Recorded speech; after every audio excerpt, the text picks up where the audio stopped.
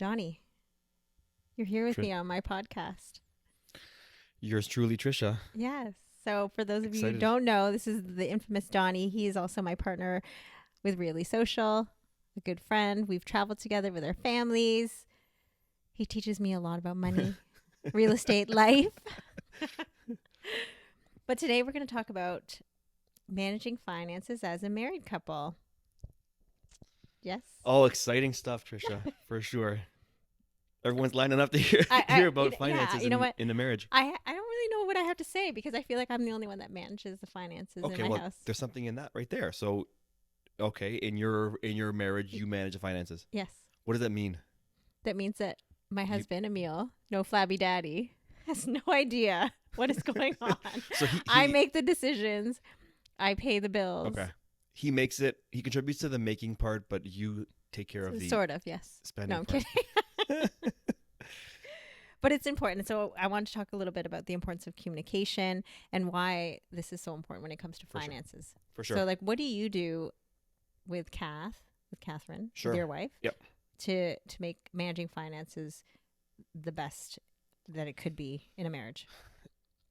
I think you nailed it with the communication part there, because you have to be honest about where's money coming from and where is it going. So do you share an account? Good question. So I actually ask this question a lot, Trisha. Yeah. Of people. I'm always interested to know what people do. Totally, because look, here we are. We're just we're all singles. You manage your own money. You do your own thing, and all of a sudden you get married, and it's like, does anything change?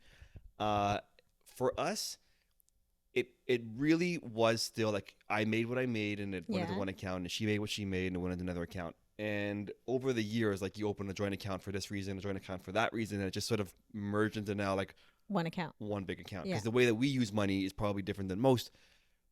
We use assets, and the assets are better merged in one account for us to use to build more assets. Did I confuse you? I did. Well, just look. See, this is why I need you in my life.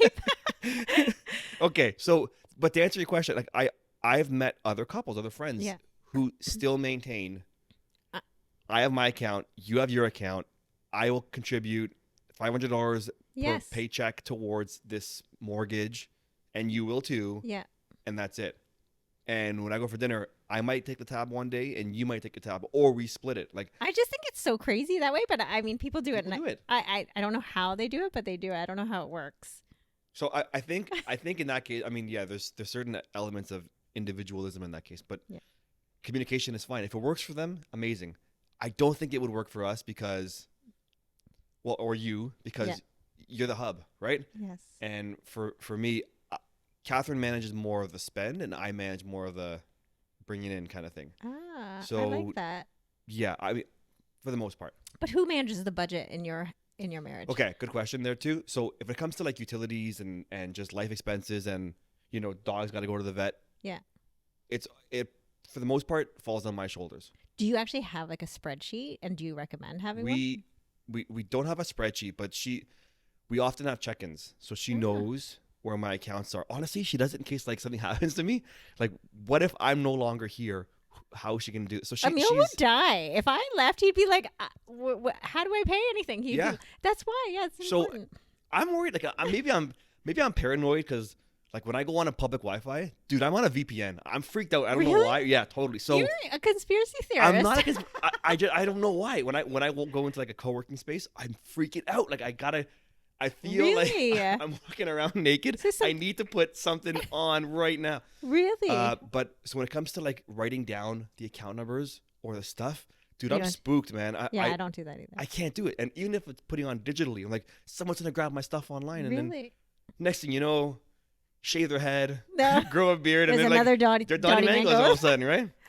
So, but no. So she's aware of where the accounts are and stuff for sure. And you guys have check-ins. I think that's important. We don't do that. So maybe you know what we do. This is a good one. I love eating breakfast in a restaurant. I love eating breakfast at a restaurant. But it's so basic. Okay, it's whatever. Eggs and ham and toast. So, perfect, right? So if you go in the morning, Catherine and I will go on occasion and have breakfast, a meeting, an actual meeting, and we'll go through numbers, so that she knows what's going on. I know what's going on. And what's coming in and out. That's it. Huh. Or she's more in charge of leisure and lifestyle stuff. I couldn't tell. Actually well aware. We're going to Italy this summer. We're going to Italy together. But there was talk a minute ago about going to Dubai now. Yeah, we're going to go to Dubai one day. So these guys, so Catherine fills like that part of the budgeting for us, but she'll bring it up in those meetings and say, "Look, I want to go away, so I'll take care of the flights, like booking it. We'll pay together, arrange for this, and then you arrange for the car." Okay, that's it. You make it seem so easy. What do you mean? What is there? The credit card covers it for the first part. But a lot of people really, they write down a budget. They have a spreadsheet. Not that we do that, but I always feel like that's something we're missing. And I'm thinking maybe we're not. And they go by like, okay, this month we can only spend this much, and this is what we have for travel. We don't do that. We're just like, nah, this is what we're gonna do. We're gonna go away, and we're gonna spend this much. I think we have a common friend that does that. By the way, who? This is radio. This again. But one of our friends actually prepares a budget, and they go through it, and they know like their numbers hardcore, right? So I don't know my numbers. Is that bad? I'm lofty that way too. I know generally, yes, how much I'm spending, how much I'm bringing in. Yes. I'm well aware of what's coming in to know what's coming out, and yes. I am we're responsible. You're responsible. I hope so. You're not crazy. Like you're not. I mean, this trip that we have in July is a little crazy. We'll pay. I mean, you'll figure out a way to pay for it. It's not like we're going to around the world in luxury. Like, I mean, we're going somewhere nice, but it's not around the world in luxury where it's going to cost you like, $750,000. It won't. Right. So in that case, if it's going to the Dominican, Mexico, you're going to spend 10 grand anyways, right? That's true. Honestly, for maybe not all of us, but I will certainly pay a lot of money. But most people will spend the same amount of money going to Europe for a week, 2 weeks. So it's kind of the same thing. So you're going to go away. Okay, let's talk. Okay, so money, long-term financial planning, yeah. And how. And I want to know for myself, like, how should we? Is it too late to start planning for retirement? How should we start planning? How should anyone, right, a married couple, like, be planning for long-term? Definitely. Okay, we got kids. Yeah. So we are surrounded by friends who are parents with kids. So kids are long-term, right? They're a long-term unfortunately, yeah. responsibility. Forever. They're here forever, which is lovely. But we know that they're going to go to university. So we have talked together about, okay, we got to fund their future. Yeah. How? What about beyond their future? Yeah, that's what I'm worried about. You have properties the same way because you think about your kids being able to afford life when they're ready. When Harper's ready to go to like to be a big girl and she's getting a soccer scholarship, by the way. Yes, Harper. That'd be amazing, right? I'm putting it out there. No, put it in the universe for sure. Yes. But like things like that, those are the long-term plans. You got to just start. The longer you delay, the harder it becomes. But when you say start how? So like, am I putting money into a savings? That's what my parents would do, like old school. Am I buying RESPs? Like, what am I doing? Yeah. So you have talks about long-term planning, and it usually starts with RESP because that's what they tell us. That's what they tell us. Yeah. It's really easy. You just, for as little as a cup of coffee a day or whatever they tell us, you put money towards that. And it's better than nothing for sure. It's not going to make you a lot of money, but it's a start. It's a start. And the truth is, there's ways you can magnify that growth. Like you could just, if you're salaried and you're working, the most you'll ever make is what your salary is going to pay you. That's right. Okay. So, and you're trading your time for that money. So you have a hard cap. Yeah. Okay. There's no scalability to your time. You can't make more time. But when you use your money to make more money, that's called investing. There's all kinds of scale there, right? Because you can, just like when you go to a bank and you put money in for a deposit, you put down $1. $1 allows them to lend out $10. Right. So that's called leverage. I'm saying the same thing on our side. You can do things with leverage with money that you can't do with your time. Yeah. So the sooner you start investing, the better you're going to be. So if it means you got to maybe miss a trip to Italy, you're good right now. We're not missing any trips to Italy. But if it means you have to, because that $10,000 or whatever is going to save you, it's going to be the difference between you getting a place this year or a solid investment for the next 10 years. You do it. Like there's a sacrifice that has to be made. But use your money to make more money, and I think that's the way out of all of this. Yeah, and I'll have to like shameless plug for you here. Yeah. With your book, if you can tell us a little bit about that, because sure, I was inspired by it, and no, really, I actually really enjoyed reading it, and I think so many people would benefit from reading it. So tell us a bit about more like about that, because I think it supports the conversation that we're having. Okay. 100%. So the book is called Replace Your Salary with Real Estate. You had an advanced copy because when I was writing it, a lot of it was like just figuring out who can benefit from this. And you and Emil were always there front of mind. There was a few couples from like I was like, it was me. I'm like, this is right. It was talking exactly. It hit home. And it's me the same way. Yeah. So it's about just saying, basically talking about the fallacy of RSPs, the fallacy of RESPs, just how money works in Canada and how, like I said, there's limits on what you can make when you're trading your time for money. That's right. When you figure out a way to use money to make more money, the leverage. Yeah. Leverage. I happen to love real estate to do that because it's a fast way to make. You won't get rich quick, but you will you make your earnings super quick. Yeah. So once you've built it, it's about using that money to make enough money to pay you cash each month so that you can replace your salary. And now you've eliminated, your dependence on a job. So the book's more about that. It's certainly, it's not a money book. It's definitely a freedom book. It's a lifestyle book. It's a but I think that's important for a married couple. Like, for me and Emil, like we got on board and we're like, yeah, that makes sense. Which is why we are open to the idea of investing in real estate. And I think for sure more couples, I think once they read the book, would feel the same way. Yeah, I think a lot of people don't realize how accessible it actually can be. Is it though? I mean, I think so. It's harder in Toronto, no doubt, right? And a lot of your audience is not all in Toronto. It could be anywhere. And there's options that exist. There's so many different ways you can do it to make money in real estate. It doesn't need to be buy a condo downtown Toronto. Yeah. There's so many different things you can do. So anyway, but once you eliminate that kind of stuff, you get your freedom. And then I think, bringing it back to your podcast, your marriage is healthier and stronger because if you can solve like a money problem, which is a lot of the reason. I think it is a lot of the, yes, it is. Seriously, yeah. Yeah. I think you're okay. Like Catherine stopped working last year.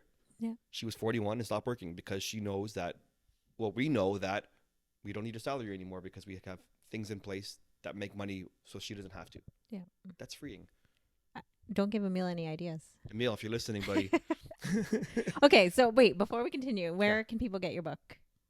Amazon. Okay.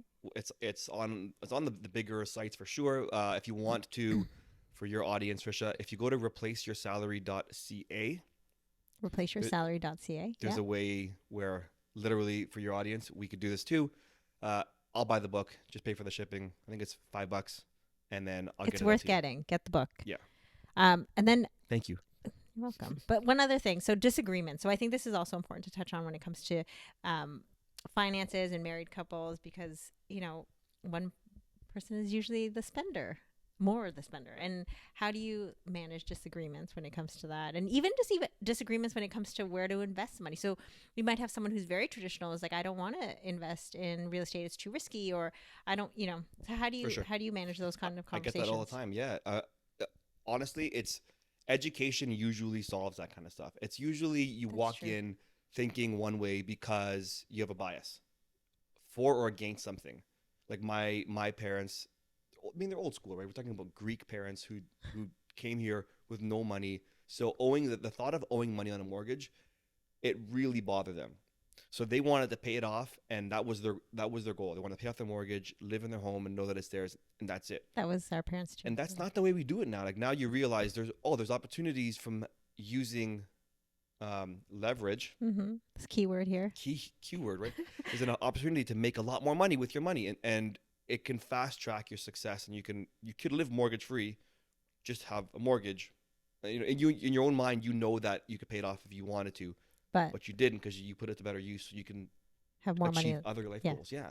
So So education, I think, is a big part of it. It's just learning there's other ways of doing things besides the way that you were taught when you were 4 years old. And it's changing. I mean, I think our kids will be very different, right? And they'll probably think more how you think. Just given I hope so, Trisha, honestly, but there's last I checked, TDSB, there's zero money courses or financial literacy taught in these programs. So but there are some like not private schools, but like programs that are offered that I've like. I love that. I didn't know about that. That's amazing because I think it's super important. It's so important, and like I'm over 40 and I'm just learning more about it. So it's never too late. If Harper gets it at like, if she does 11, I mean, it's amazing, right? Yeah. I also feel so. Okay, education's a big thing for sure. Knowing that there are other ways of doing things in the way that you were taught. I think commitment is a big part as well. You have to understand like intention matters, and if you give the intention your attention, you will come out with you'll see how obvious it is, how there are winning solutions and there are losing solutions. Yeah. So it's just about spending time. Like we're so busy just doing stuff. Yeah. Like you get so busy, you're gonna rush to pick up your kids soon, right? Yeah. This kind of stuff happens, right? And then you don't have time to think about, like, spend time thinking about your life from the perspective of on your life because you're too busy being in your life. Are you a life coach? That just came out like that. I was like, wow. Okay, I feel like that's like a good way to say thank you for that. Thank you for coming on the podcast. And I hope that you can come back and we can talk more about real estate because I would love to learn more about it. Thank you, Trisha. But thanks for listening.